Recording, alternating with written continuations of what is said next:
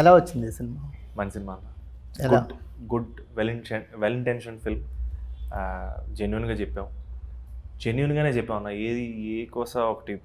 ఏ కోసం ఇది ఈ ఎమోషన్ ఫోర్స్ చేయాలనో, ఈ ఆస్పెక్ట్ కమర్షియల్ చేయాలనో అనే ఆలోచనతో చేసిన సినిమా కాదు. ఈ జెన్యున్గా వీళ్ళు హీరో హీరోయిన్ కాదన్న, శివాని మిత్ర క్యారెక్టర్లు, వీళ్ళు మనుషులు, వీళ్ళకి చాలా రియల్ ప్రాబ్లమ్స్ ఉంటాయి అండ్ రియల్ ఎమోషన్స్ ఉంటాయి. అది అంతే రియల్గా చెప్పడానికి ప్రయత్నించాం.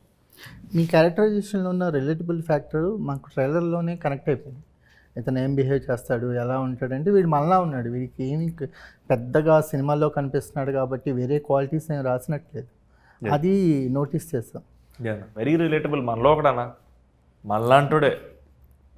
ఇంకా బాగా నచ్చిన డైలాగ్ ఏంటంటే, నన్ను నేను నాశనం చేసుకుంటాను తప్ప నేను ఎవరు తీద్దాం. క్యారెక్టర్లోంచి వచ్చింది ఆ డైలాగ్. క్యారెక్టర్ నుంచి వచ్చింది, బట్ నిజానికి కూడా ఎవడో మనల్ని నాశనం చేయట్లేదు. మనకు మనం చాలు. మనం జాగ్రత్తగా మనకు క్లారిటీ ఉంటే బాగానే ఉంటాం.